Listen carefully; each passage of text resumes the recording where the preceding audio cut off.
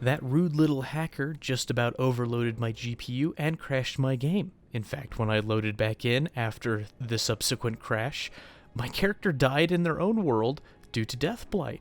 I didn't get footage of that, unfortunately, because, well, the game crashed and OBS needed a quick little reset after that.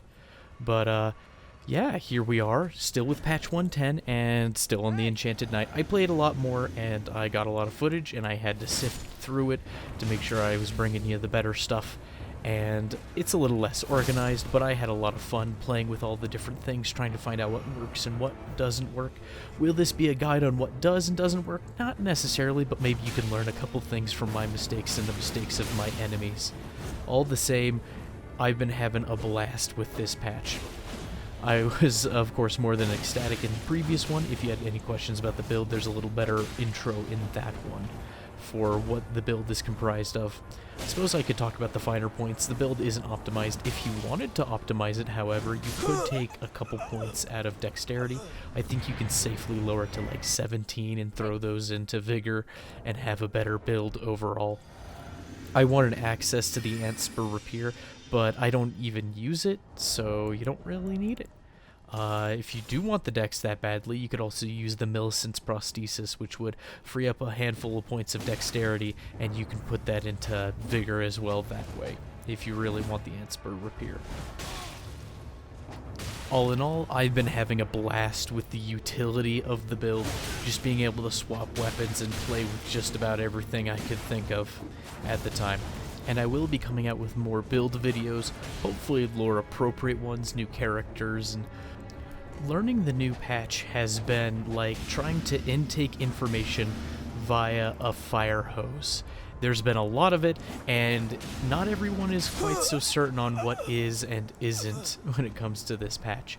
There are a few things we know, but there's still so much to explore and so many permutations of weapons and ashes of war that the process is going to take a bit of refining to get anywhere. And I'm fine with it. We're back to the Wild West. That was a comparison I liked to make about Elden Ring when it first came out. It was the Wild West of Soulsborne games because there was just so much to it, and not a whole lot was established right off the bat. And now everything's been shaken up again, and it's just incredible to see what people are coming up with. And I need to do some experimentation of my own.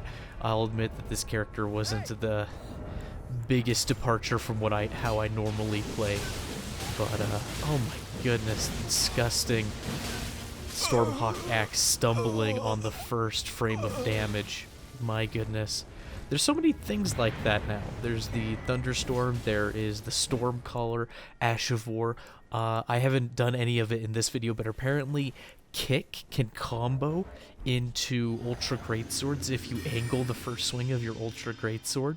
So many fun new ways to play, and they're all at my fingertips, and I don't even really want to be here recording audio. I would like to be playing more of the game, but that's okay. It's a necessary part of the content creation, and it gives me an excellent opportunity to look over my videos once more with a more critical eye and go, ooh, I messed up there. Oh wow, my movement was really awful.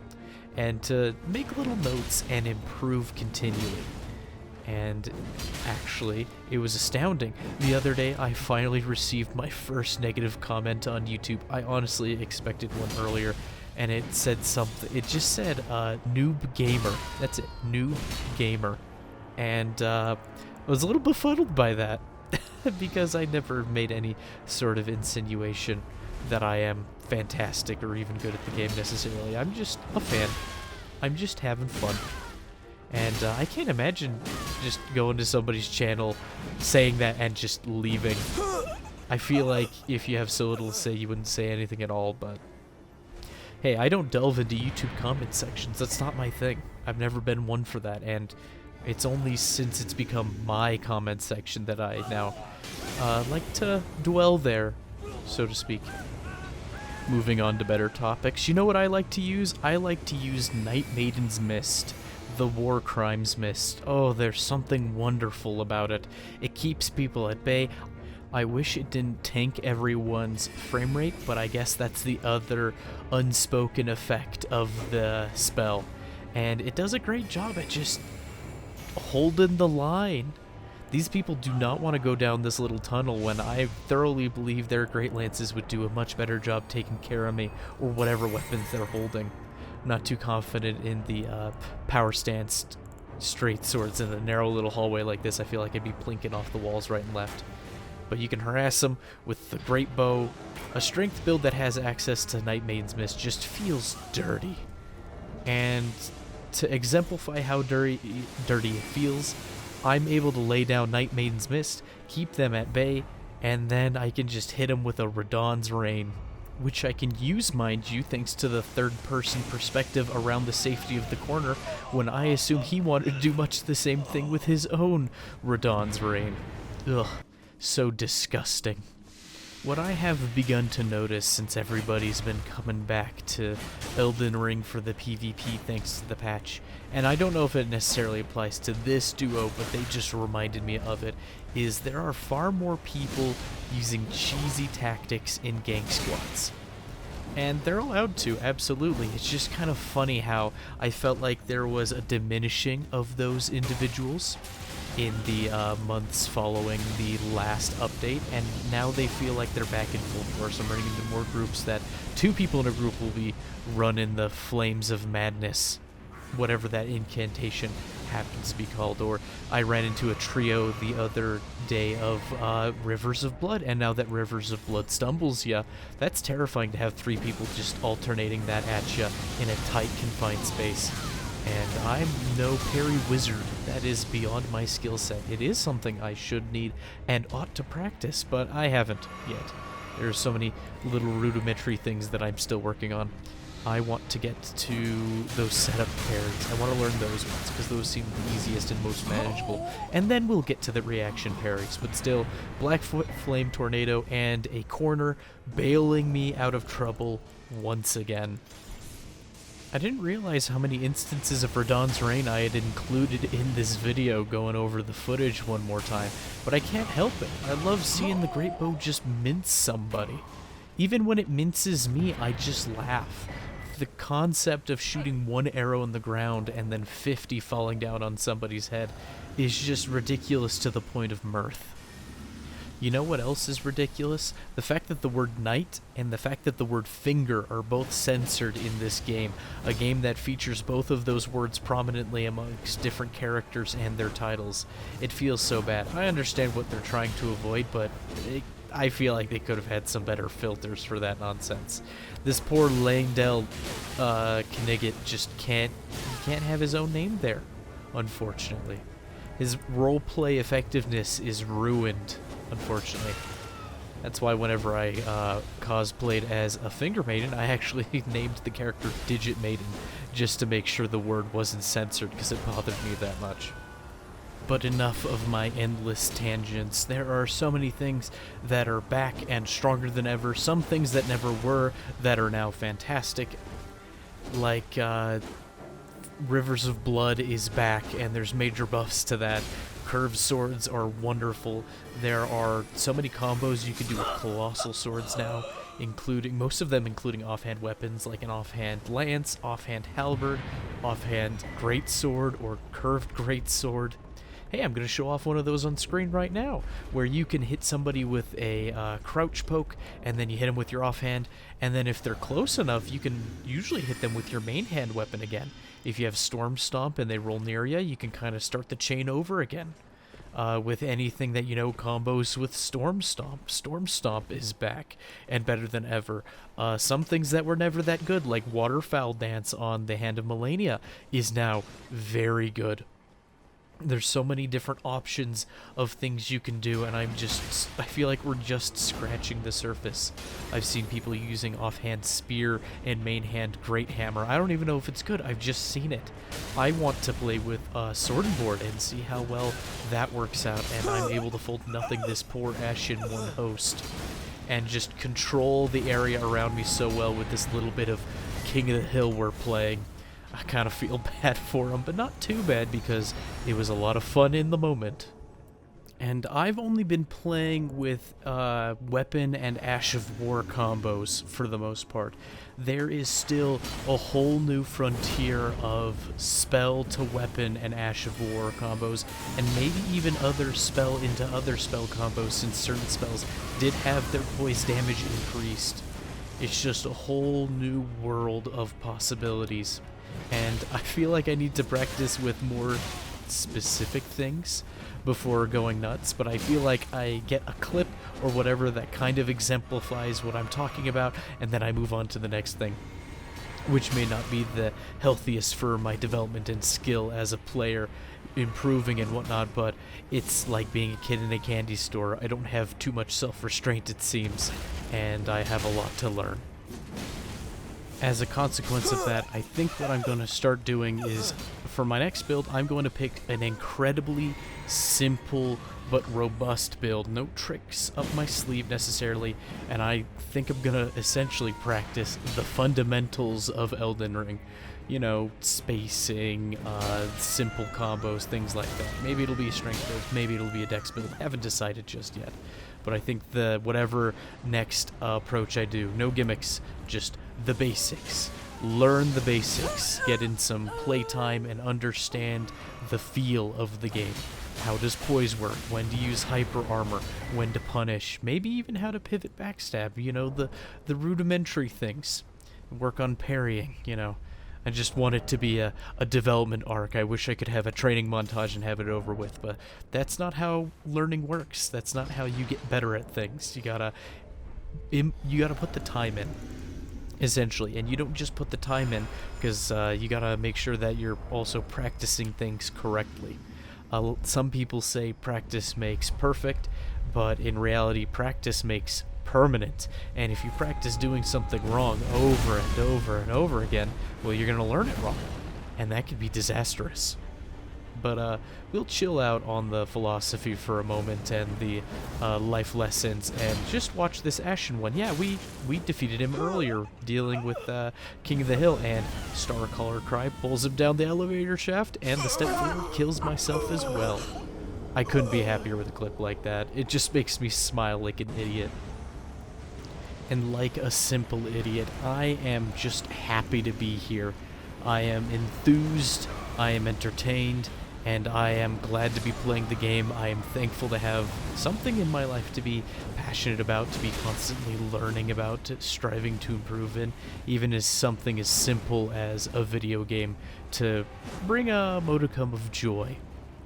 I think it's important to have those moments of introspection, to find some things to be grateful for in your life, even in the most unlikely of places. Like a grueling 3v1, like what's ahead of me on screen. But they're nice to me, and they want, for some reason, to have the Academy side duels to be back. And it was a fantastic learning experience. I'm not too confident in paired straight swords. Despite how strong of a kit they are, they should have all the makings to help me win most fights, but I'm just atrocious with them. And given the new poise system, I have to play even smarter than I'm used to. I'm in this funny mid-space where I just want to play the game and just want to have fun after, you know, an 8-hour shift at work or whatever. And I find oftentimes that I might be tired or a little bit exhausted due to the day's exertions. And it's like, do I want to play a competitive PvP experience right now? Or do I just want to chill and relax? And I find that the times where I push myself to play the game anyways, I do have fun, and I learn things, and I relax a little bit. Even though at the onset I may not be the most confident in my approach to playing PvP. And that'll be a learned experience.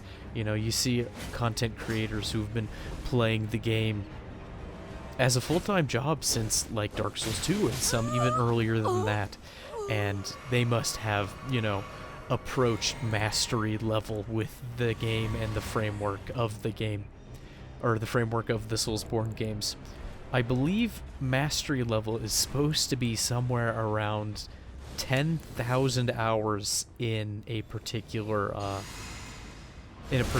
field of expertise, whether that be playing the piano or stonemasonry or whatever your field of expertise is. If you're practicing properly, about 10,000 hours is supposed to be mastery level. By that point, you are certified master. I'm sure there's an exception to some sort of particular interest or profession, but the idea that these people have thousands of hours in the game when I haven't been playing too much. I haven't been playing for a long period of time, I should say, just a handful of years since the twilight years of Dark Souls 3. And there's a lot to learn and there's a lot to glean, and I don't have to be the best to enjoy myself. But who doesn't want to improve? Who doesn't want to become better? Who doesn't want to be the very best? Like, no one ever was. Cheesy references aside, these little moments of introspection, I think, help me lay out what I should need, and ought to be doing. So I appreciate you being here and listening to my aimless train of thought go scawampus all the time. But hey, I thought I was genuinely going to lose that first fight, and I've made it this far, and I kind of feel that way about the content on this silly little YouTube channel of mine, that I didn't think I would put out over 100 videos or whatnot. I didn't know where it was going to go. Just kind of doing it and seeing what sticks, and I think I'm going to be here for a while as a hobbyist. Speaking about learning and getting better, there's a YouTube channel called The Coop, I believe, and he recently put out a God tier get good guide for patch 110 or what have you. And it's a good video. I recommend it. I highly recommend it. Go watch that video. It's a great place to start if you want to get into the PvP. It lays out what build you ought to use and what kit of weapons you should have. And it kind of teaches you a bit of the basics and some of the game awareness that you should need and ought to have for a game like this. And it's wonderful. I would go over the principles, but I feel like I would just be parroting him when you could just go watch it.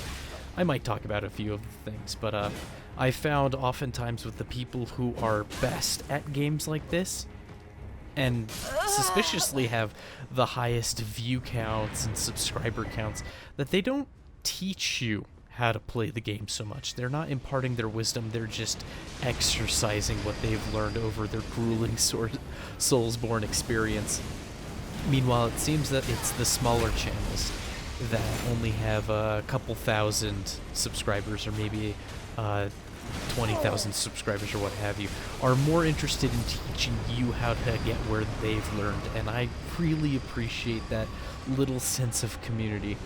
And so I'd like to share what knowledge I have, hopefully without overstepping my bounds and preaching as if it is the sole and only truth. Of course, everything I say is subject to interpretation, and, well, I reserve the right to always be wrong in whatever claim I might make. Everything's colored by my experience, and so it's just what I've found works thus far. And sometimes I talk about things I'm not even that good at executing. And that's just a natural mainstay of the human experience. Nobody's perfect, but how do we apply that knowledge? Also, that poke didn't go through. The wizard just didn't take it. I don't know if that was a latency thing, or they're getting hit late, or what's going on there.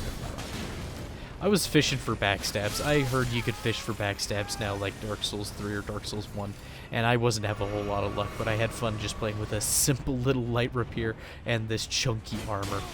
And this poor wizard, I felt bad because he had no health, so I backed up and I'm like, I'll throw a pot at him to end it in a funny way. And oh boy, did he knock me off that cliff. Every time I see that clip, just the way I bounced up and over the banister there, the railing, just laughable. It was this strange straight course just over the edge. Nightmaid's Mist and the War Crimes. I feel so bad for this duo, but I had to include the clip, even though the rest of the clip wasn't fun in the least bit. I had to include that little snippet there. That was dirty of me. That was so incredibly dirty of me, but I couldn't help it. It was fun. Any build that has access to 14 intelligence has access to war crimes, and I'm genuinely surprised more people don't abuse it. It is a phenomenal tool for buying yourself space or time, and the only thing it doesn't really match up well against is a a trio of invaders who are already hot on your tail. That's the only time it really doesn't do you a whole lot of good, unless you can buy yourself some space.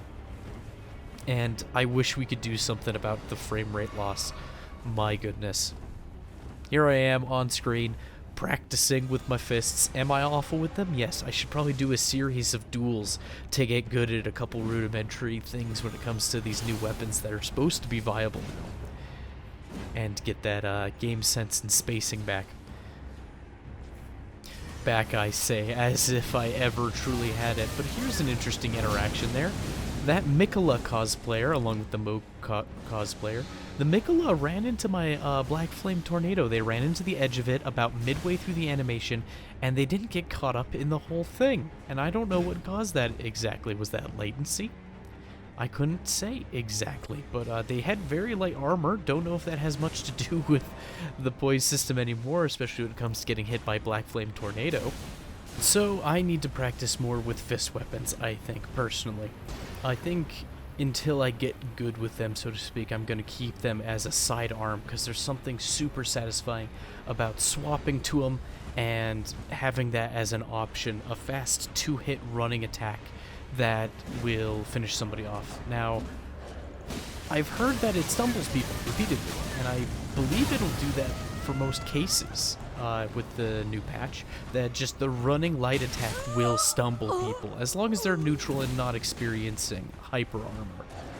And that is fantastic. I missed the fact that, I think it was patch 1.08, where the running heavy into heavy attack on the fist would combo on people, as long as the initial running heavy broke their posture and they stumbled. I don't remember the particulars too much, but I remember thinking, oh, that is fantastic. There is a light weapon alternative, very low stats, that you can stick on any character, any build just about, and be able to combo people. Do a lightweight little combo, maybe finish people off, have a chase, a short-range chase tool for when you just need to hit somebody who might be a slippery fellow. And now the fists are back, and I dare say if they do stumble routinely on the running light attack, then they might be better than ever. Then again, everything else is also better than ever, so maybe it'll fall pretty low in the rankings. But I digress on that matter. I don't have too much to add. But here's something I can talk about. Patience. Biding your time. Being patient not only with your current activity, but striving to have patience with yourself and what you are doing and what you are striving to learn and improve upon. I found that in the times where I take myself not so seriously, but also, you know, restrain the speed at which I have to accomplish things. At least when it comes to invasions, I do a little better. Now, there's nothing wrong with taking some time to seize the moment at hand and to capitalize on something. But oftentimes, if it's not so clear a victory, whatever path may be ahead of you, that taking the time to recuperate, maybe hit yourself with one of them bestial vitalities to heal yourself. Or maybe it's bestial constitution, I forget which spell is called what. The one that heals you for like 600 HP. Just pacing yourself in a fight and not getting too giddy. Sometimes that little more passive approach can help you find openings. And it doesn't work all of the time, but I've found that it helps me avoid the tunnel vision that comes with getting into panicked situations. But watch this. Hit, hit. Oh my goodness, it's Dark Souls 3 moment. I felt like we were back. Watch that fully charged R2 do absolutely nothing, but then, oh, it hit him anyways. We have another latency moment on our hands, boys. What I do find most funny about the changes is that it's shaken up the way I view certain weapons. As you play the game and get familiar with the game, there are certain weapons you find you do and don't like. When playing this game, I generally didn't like scythes or katanas or curved greatswords. They just weren't for me. But ever since this patch existed, those weapons have a clean slate all of a sudden, and I'm more willing to try them and to give them another go. And I'm sure this is true for lots of people, or some people might not care for maces, but look at me beat the ever-living snot out of this poor guy with my fast little bonk.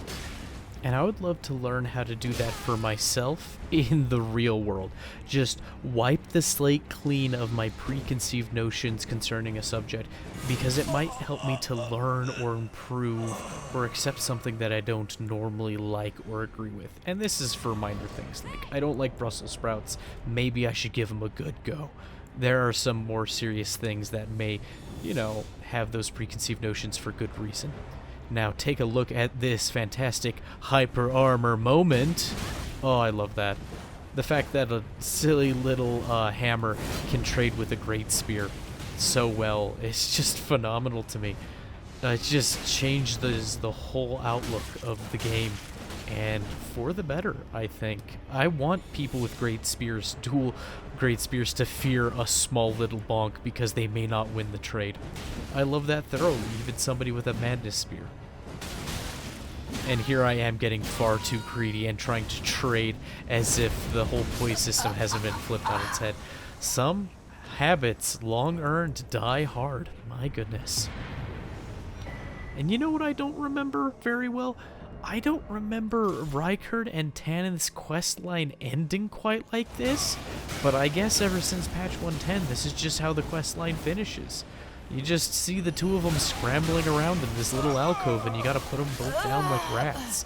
Weirdest thing, but I'm fine with it. It's a good change, Putting them down like rats. Thanks. Have a good one.